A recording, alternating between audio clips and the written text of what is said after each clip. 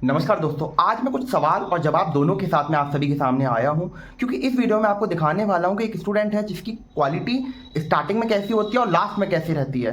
क्योंकि मैं आप सभी को अगर मैं ये नहीं कहना चाहता कि मैं अच्छा सिखाता हूं या कुछ भी है, मैं सिर्फ आपको ये समझाना चाहता हूं कि समझना कैसे है। क्योंकि अक्सर क्या होता है, स्टूडेंट्स और उनके पेरेंट्स सभी कंफ्यूजन में रहते हैं कि अरे ये बच्चा बहुत अच्छा कर रहा है, आप इसको तो अच्छा करा रहे हो, मेरे बेटे को क्यों नहीं करा रहे, मेरा बच्चा क्यों ऐसे डल हो रहा है। देखिए, हर बच्चे की अपनी क्वालिटी होती है, वो उसका जो स्किल्स होती है ना, वो अपने हाथ का उसका एक मूव होता है, अलग होता है। तो उसके हम चाहें कि इसके हिसाब से इसको कर दें तो नहीं हो सकता, ये पॉसिबिलिटी है ही नहीं बिल्कुल भी। क्योंकि हर बच्चा अपने अपने बर्थ भी उसका होता है तो अपनी अपनी क्वालिटी के साथ पैदा होता है। तो ऐसा नहीं है कि मैं ज़बरदस्ती करूंगा कि बच्चा आप करो, मैं सिखाता भी उसी को जिसके अंदर गट्स होते हैं। लेकिन एक समय भी होता है, क्योंकि किसी किसी की क्वालिटी होती है जल्दी सीखने की, लर्निंग पावर किसी की अच्छी होती है, किसी की स्लो होती है। तो हम किसी पर बर्डन नहीं डाल सकते कि नहीं तुम करो करो करो। अगर हम जबरदस्ती करेंगे ना तो वो डिप्रेशन में आकर, टेंशन में आकर एक टाइम पे ये बोल देता है बच्चा, नहीं मैं नहीं कर सकता, मेरे बस की नहीं है, मुझसे नहीं हो पा रहा। तो उसको जबरदस्ती नहीं करना है, उसको प्यार से समझाना है, सिखाना है। और कभी कभी नहीं समझ में आता है तो मैं क्या करता हूँ, कभी कभी कि मैं एक तरफ पेंसिल चला रहा होता हूँ, दूसरी तरफ वो बच्चा ड्रॉ कर रहा होता है। तो उस तरीके से करके उसको समझ में बहुत जल्दी आता है। मैंने ये नोटिस किया है हमेशा कि किसी को अगर हम पहले ही सौंप देते हैं वर्क कि बच्चा आपको ये करना है, इस तरीके से करके ड्रॉ करके लेकर आना है, ऐसे करना है, अगर हम ओरली उसको एक्सप्लेन करते हैं सिर्फ, तो वो समझ नहीं पाता है। हालांकि दिमाग को दौड़ाएगा, बहुत अच्छे तरीके दौड़ाएगा, लेकिन ऊपर एफर्ट नहीं लगा पाएगा जो वो लगा सकता है।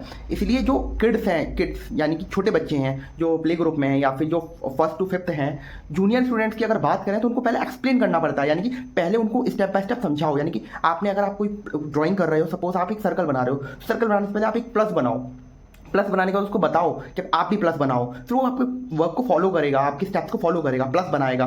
और उसके बाद में फिर उसको कहो कि इसके आउटलाइन जो है, ये प्लस जो है, ये suppose like it's just like a pizza. तो पिज़्ज़ा के जो पहला फर्स्ट लाइन को कवर करो, इस लाइन को इससे ज्वाइन करो, इस लाइन को इससे ज्वाइन करो, इस लाइन को इससे ज्वाइन करो, इस तरीके से करके एक रफ सर्कल बन करके आएगा। उस सर्कल के बाद में उस पर जब थोड़ा अगर डेप्थ नहीं हो पा रही है, उस पर डिटेल नहीं आ पा रही है, मतलब डिटेल 3D वगैरह करने से पहले आपको क्या करना है, स्ट्रक्चर बनाना होता है।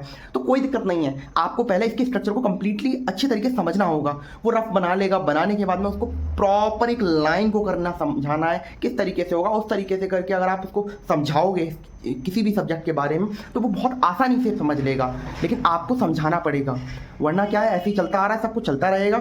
लेकिन इतना सब करने के बावजूद भी कभी कभी क्या होता है, कुछ पेरेंट्स को जल्दबाजी रहती है कि नहीं मेरा बच्चा अभी सीखे अभी सीखे। अरे किसी और के बच्चे ने बहुत टाइम दिया होता है उस चीज़ को सीखने के लिए, इसीलिए उसको समय लगा। लेकिन आपका बच्चा इतनी जल्दी नहीं सीख पाएगा क्योंकि समय चाहिए उसको।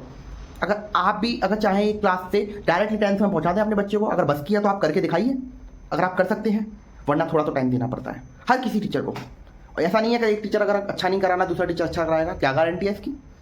आपको समझना होगा कि क्या सही है क्या गलत है, क्योंकि हर किसी की क्वालिटी है। अगर मैं भी एक काम कर रहा हूँ तो मेरे पास भी प्रूव है, मैंने जो जो किया है, मेरे पास में जाके देखिए मैंने क्या किया है, कितना सिखाया है और कितने स्टूडेंट्स ने काम किया है और मैंने क्या किया है।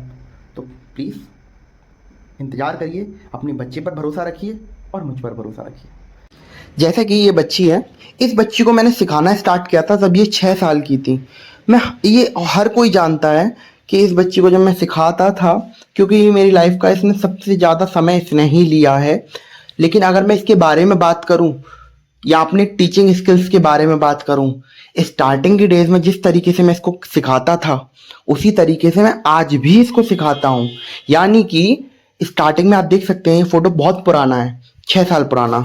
तो स्टार्टिंग में भी मैं इसको इसी प्रोसीजर के साथ में सिखाता था, जो मेरा वर्क टेक्निक्स होती हैं उसी तरीके से पहले सिखाता था 6 साल पहले, उसी टेक्निक से आज सिखाता हूँ। लेकिन दोनों में एक चीज़ बदली है, वो ये कि समय, लेकिन तरीका बिल्कुल नहीं बदला और इनका काम बदला है। आप देख सकते हैं किस तरीके से करके इनकी और पेंटिंग्स भी आगे मैं दिखाऊंगा, किस तरीके से करके इन्होंने चीज़ों को ड्रॉ किया है। ये तो एक एग्जाम्पल है, सिर्फ इस तरीके के बहुत एग्जाम्पल है जो कि मैंने अपनी लाइफ में देखे हैं और आप सभी को भी दिखाता रहता हूँ, मैं डालता रहता हूँ वर्क को।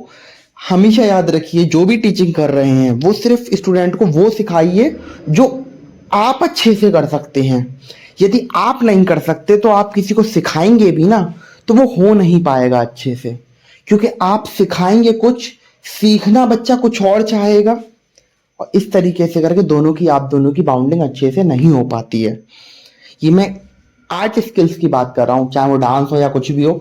जब तक दोनों तरफ से अंडरस्टैंडिंग नहीं होगी तब तक एक दूसरे से सिर्फ इधर उधर डांस तो करेंगे, मतलब कि ड्राइंग करेंगे या कोई भी सिंगिंग भी ले लीजिए, लेकिन वो बाउंड नहीं होगा एक दूसरे के प्रति, तो फिर वो काम हो नहीं पाएगा अच्छे से।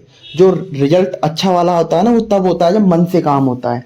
यदि बिना मन के कोई काम करते हैं तो वो सिर्फ जबरदस्ती होती है कि चलो करो करो करो, तो ऐसे काम नहीं होता है। काम करने के लिए सिर्फ लगन का होना ज़रूरी है, और एक और चीज़, कंसिस्टेंसी का होना ज़रूरी है। किसी भी चीज़ को फ्लो में काम करना ज़रूरी है।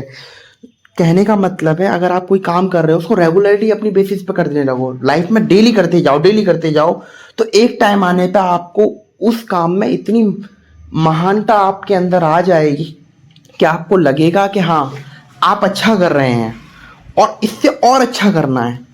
ये भी नहीं सोचना कि बस हो गया मेरा, मैंने अच्छा कर लिया, करते रहना है। किसी काम को करते रहोगे ना, आपको खुद पता नहीं चलेगा आप कब कहाँ से कहाँ पर आ गए।